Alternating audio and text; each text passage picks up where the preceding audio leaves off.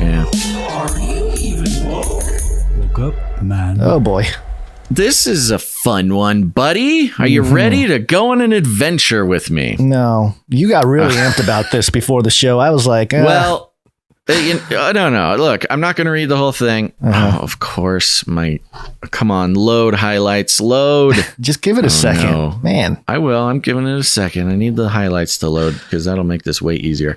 Anywho, so yeah, you really, really, really, really got to pay attention to the details here. I need a map. And if my highlights load, it'll be easier. Otherwise, I'll walk you through it. This is from insider.com. And the headline is Trans and Adoptive Parents. Trans and adoptive parents are breastfeeding without giving birth. It, quote, it made me feel more like a mom. Okay.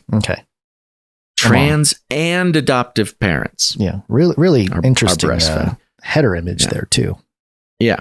So I'm pointing out the trans part because we'll get to the thing. Trans and adoptive. Remember, those seem to be connected in here. And we'll see how it goes. Here's the intro. Jackie Kent will never forget the moment her son Everett latched onto her breast for the first time. Giving birth and breastfeeding a child were things she'd always longed to do, but after some failed intrauterine insemination procedures, an examination led to the discovery that Kent's uterus had a congenital defect. Kent, 35, and her wife, Megan, were told Kent would never be able to carry a baby. The couple, who lived in Chico, California, decided to switch roles, with Kent giving her eggs, but Megan carrying their child. Kent resigned herself to the dream of breastfeeding being over. So this is a lesbian couple, as far as we can tell. The lesbian couple trying to have a baby.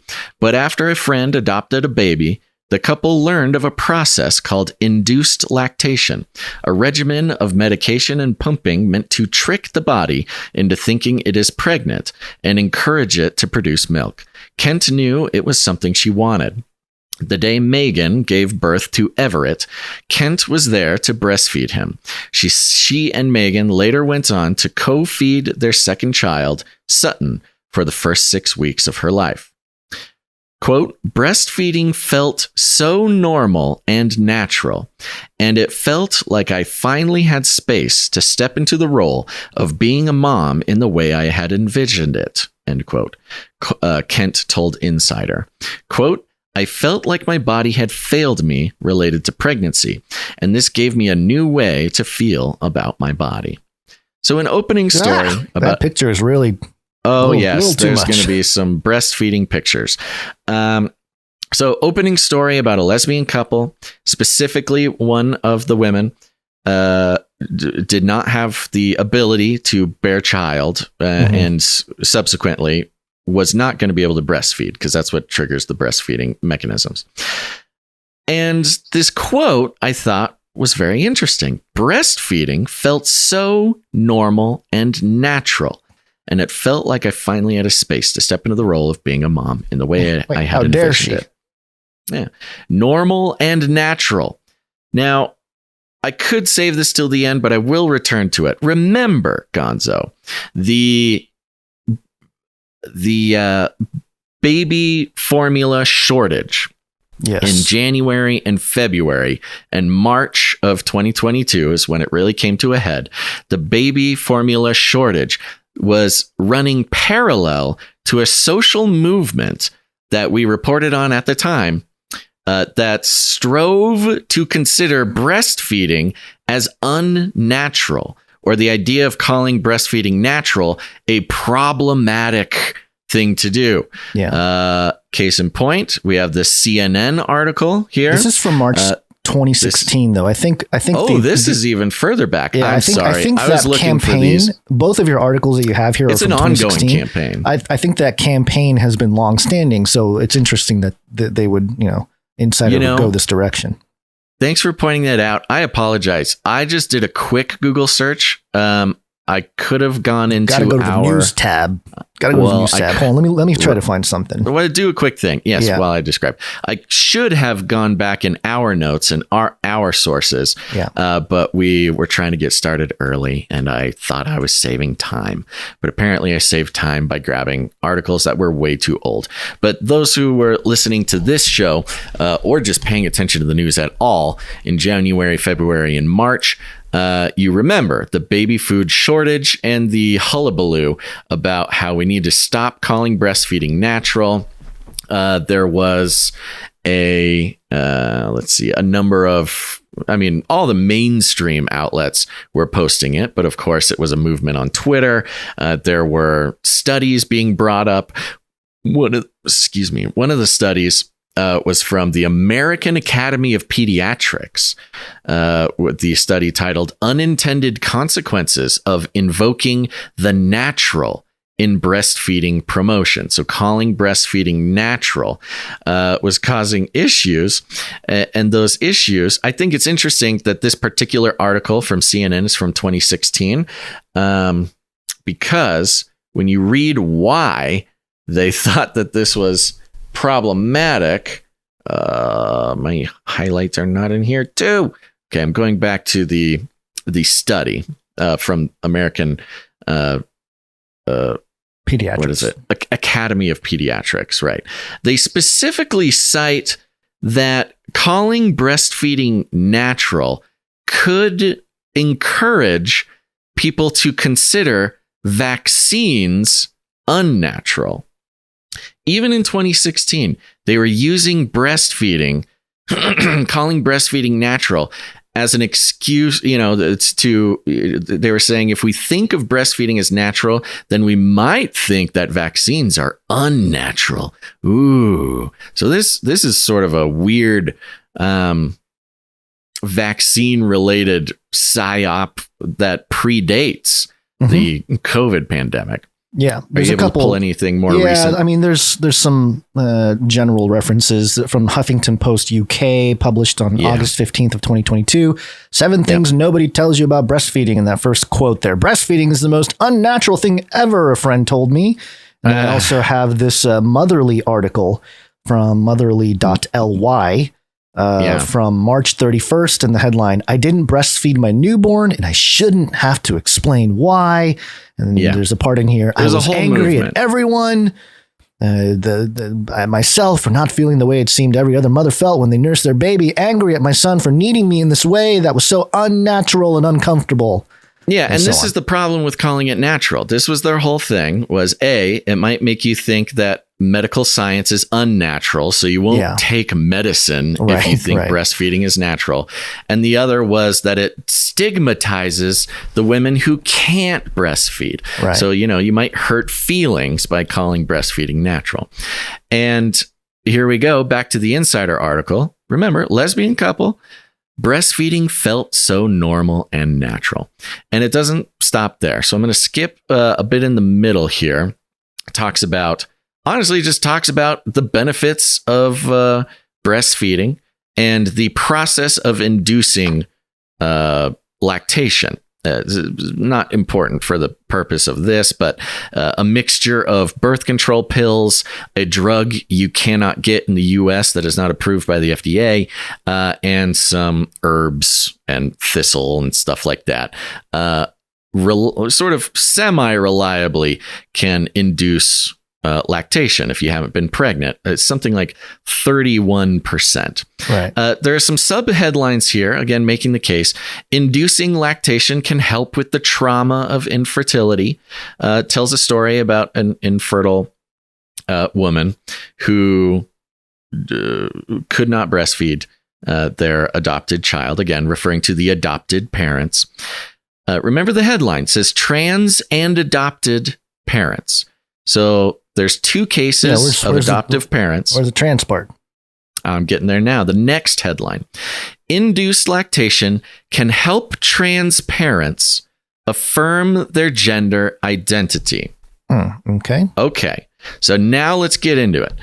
Induced lactation can help trans parents affirm their gender identity. I was really fascinated with this because if a biological man, I was wondering if a biological man transitions to a woman, a trans woman, I thought, my understanding was that there was some like hardware issues that would make it difficult for a biological man. All the chemical stuff you can do with some kind of induction process could make the biological man feel like a mom, right? That's kind of the first thought, but no, that's not. And I was thinking of even the tubing and the glands necessary. Sure. You don't get the tubing installed. Or at least I didn't know. I didn't know if this was the case or not. So induced lactation can help trans parents affirm gender identity. Now, it also did bring up, images that have been shared widely of trans men sort of breastfeeding children. And it's sort of celebrated as the new sort of family thing. It was always my understanding in those photos that it was more of a bonding experience than a feeding experience.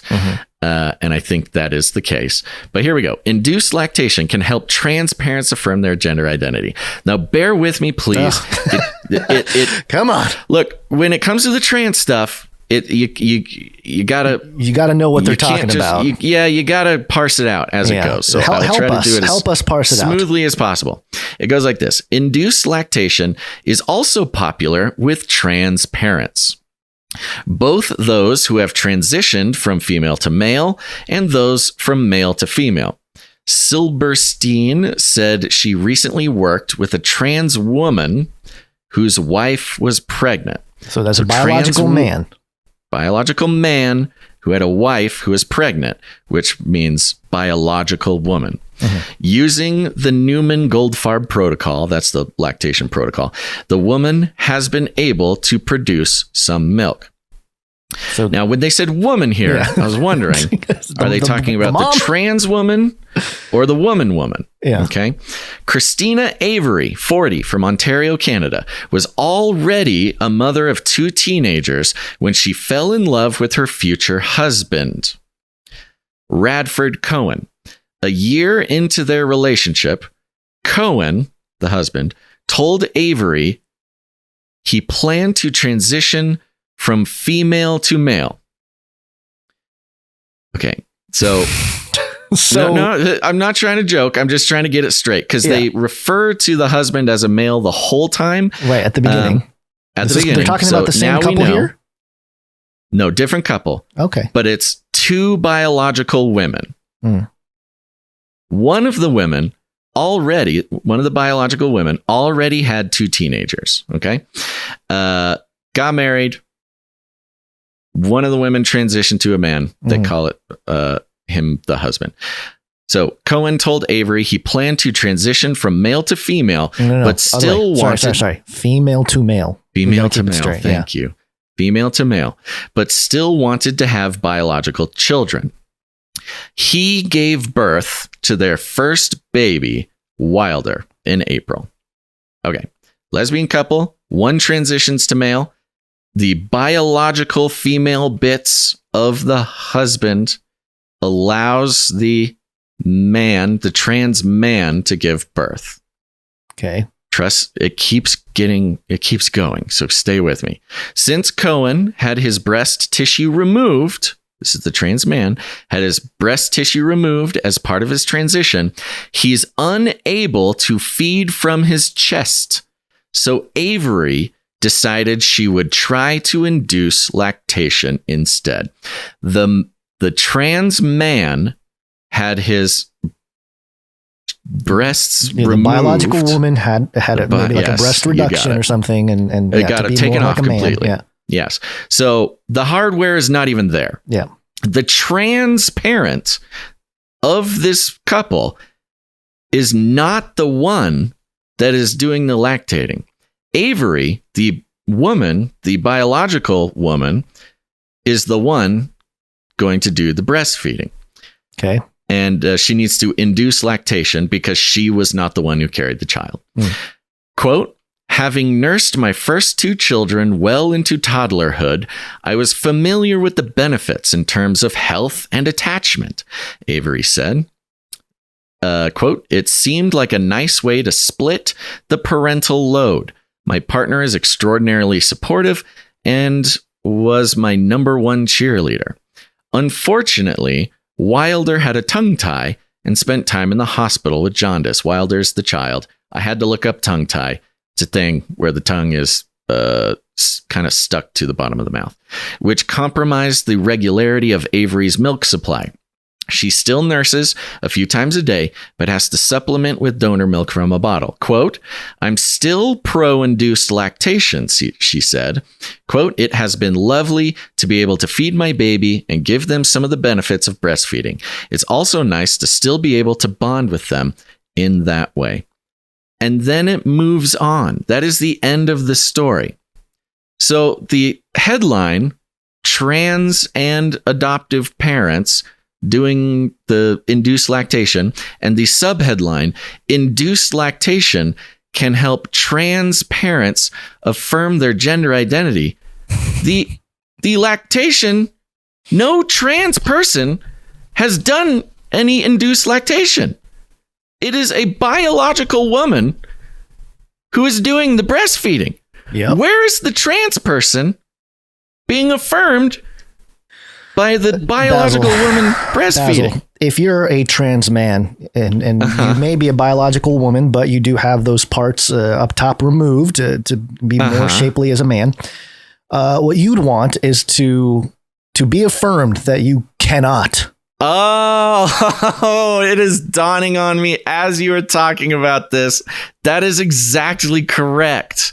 Inducing lactation in a biological woman helps the trans parent, the trans man, who's a biological feel woman, affirmed, yeah, because he can't breastfeed. Yep, exactly. Oh, I spent so much time prior to the show when you were stuck on this topic, and you I did told not communicate that very well. You weren't listening I don't to me, think buddy. you had it. I don't think you had it. I think you just got it just now. No, I hold to that. I was trying to tell you this from the beginning. No, stop it. Now that we're on air, you're acting all confident. No, this is anywho. Well, it still remains. Okay, now I understand it. So a biological woman doing what a biological woman does affirms the identity of a trans man. I understand now. Wow, that is you really got to go around the bend. You really got to dig on this to get there, huh? But you're right in that it goes against all the unnatural talk about breastfeeding, which is still kind of interesting. It all felt so natural because it is an unnatural process, I guess, if you're inducing it in a female who's not actually naturally being... If you're not pregnant, you're not inducing getting those that hormones. is an unnatural breastfeeding. Right. So it's literally like a scientific procedure. It's done on her. Makes it feel so... It's only natural when it's induced scientifically. The natural is unnatural.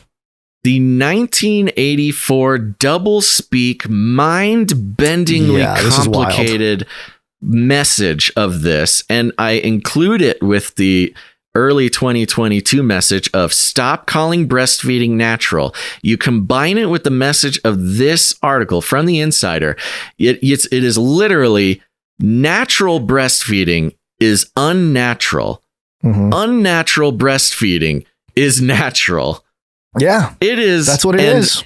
A biological woman breastfeeding unnaturally affirms the gender identity of the trans man who can no longer lactate. Listen, these people are... It is the most mind-bending... I'm not even mad. I'm just saying, I'm not even saying anything about any of the human beings involved in this. That is not, if somebody is tempted to cancel me or to take my words or whatever, I'm just telling you, nothing against nobody. Mm-hmm. The presentation of this narrative from the mainstream media and the scientific establishment is so mind-bendingly complicated and honestly backwards, and presented in such a wholesome, sort of emotional, family values, family-oriented, beauty of birth, human experience type of way, making you feel all warm and fuzzy inside. You don't even stop to think twice about the bizarre message that it's trying to send. Unnatural is natural, natural is unnatural, which is the exact message that fits in with the American Academy of Pediatrics trying to say, don't call breastfeeding natural, because then people might think vaccines are unnatural, calling breastfeeding unnatural so that we consider vaccines natural. This is psychological operations to the highest order. It's truly incredible. Pretty strong mind control weapon. Mind control weapons. And how dare you even question? I know you try to keep the people out of it, but I'm sure a lot of listeners are that. How dare you? Because these people are our gods.